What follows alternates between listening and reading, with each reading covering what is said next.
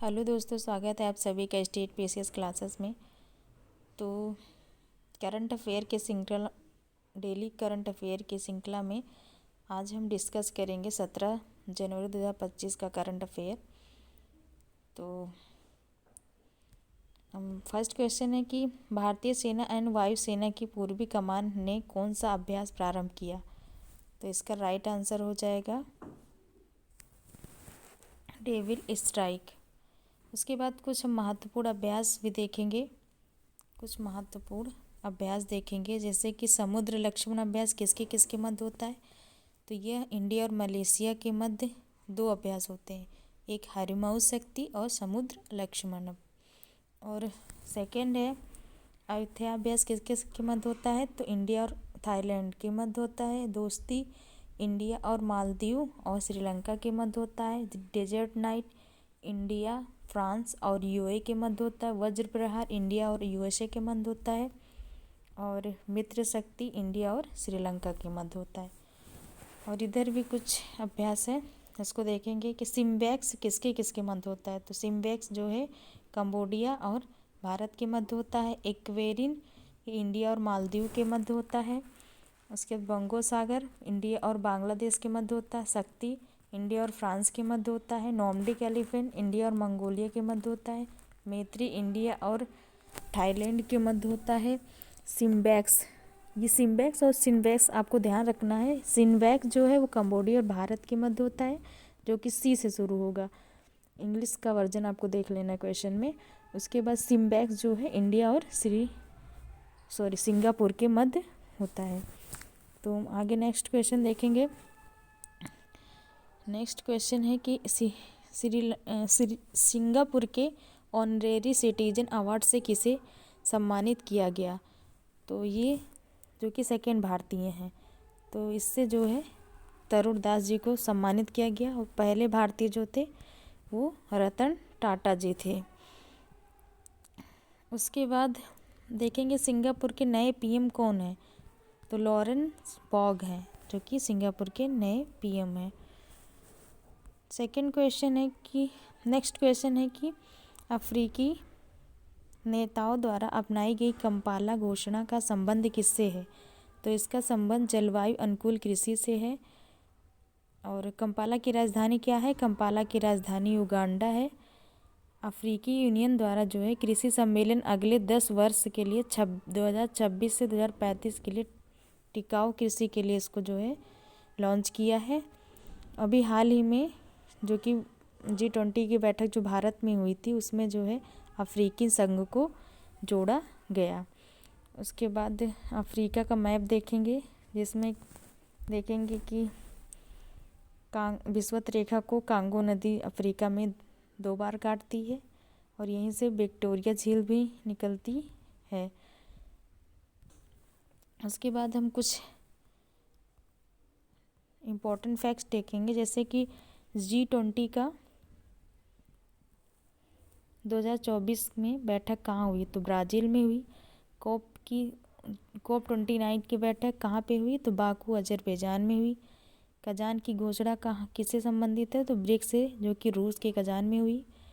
और G7 2024 कहाँ हुई। इटली के पुगलिया में हुई।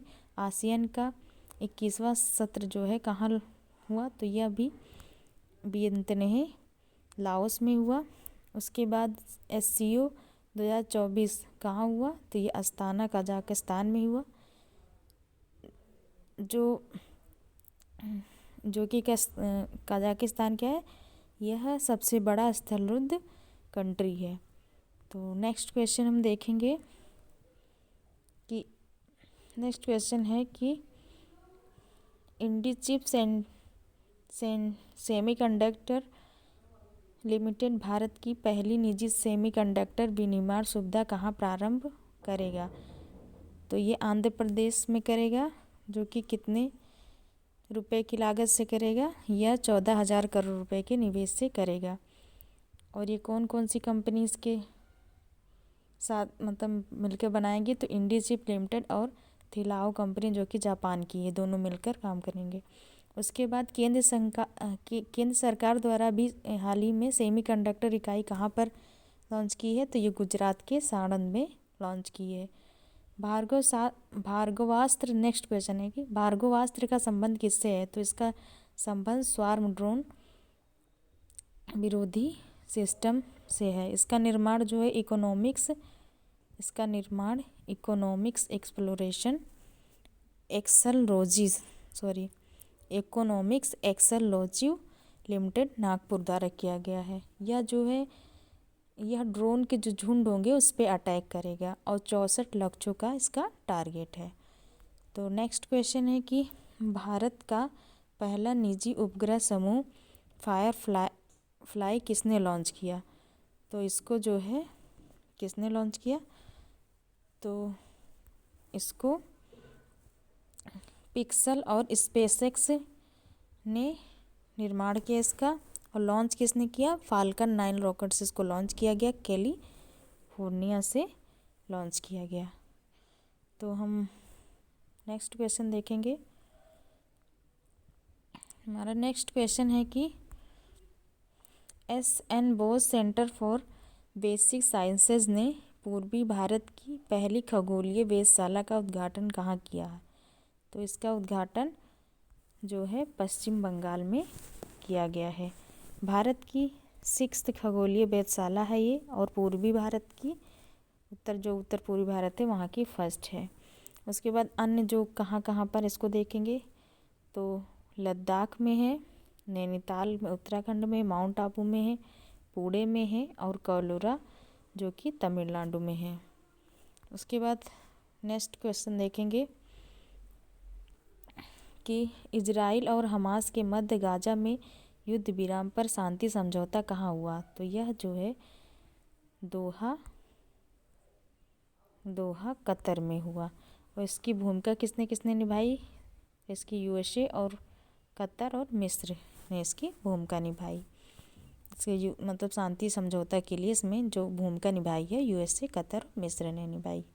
आप लोगों को ये डेली जो है क्वेश्चन सीरीज़ देखना है, मतलब डेली करंट अफेयर आपको डेली देखना है, उसकी नोट्स बनाना है।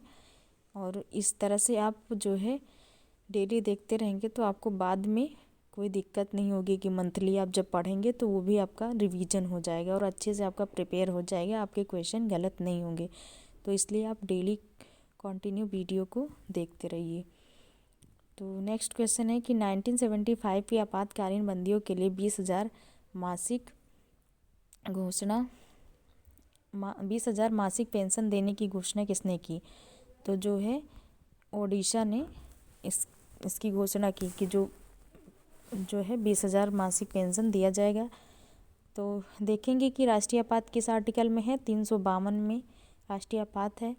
और अभी तक कितनी बार भारत में लगा है? तो 3 बार राष्ट्रीय आपात लग चुका है। तीसरी बार कब लगा था? तो 1975 में आंतरिक अशांति इंदिरा गांधी के समय में लगा था, आंतरिक अशांति की वजह से लगाया गया था। तो बाद में आंतरिक अशांति के शब्द को हटा करके 44वें संविधान संशोधन द्वारा इसमें जो है बाह्य आक्रमण कर दिया गया है। उसके बाद नेक्स्ट क्वेश्चन है और लास्ट क्वेश्चन है आज का कि मकरविलक्कू महोत्सव का आयोजन कहाँ हुआ? तो मकरविलक्कू का आयोजन जो है केरल में हुआ। कहाँ पे हुआ? केरल में हुआ है। और केरल के और भी महोत्सव जैसे कि वीशु, त्रिशूर पूरम, ओणम, अट्टुकल पोंगल, ये सभी हैं।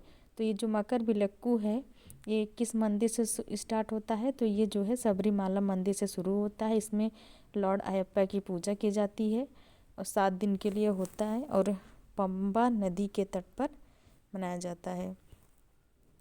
तो आप सभी को ये वीडियो कैसी लगी तो आप लोग कमेंट में ज़रूर बताइए और मिलते हैं किसी नेक्स्ट वीडियो में। तब तक के लिए धन्यवाद। और आप जो है वीडियो को लगातार देखते रहिए और चैनल को सब्सक्राइब करिए।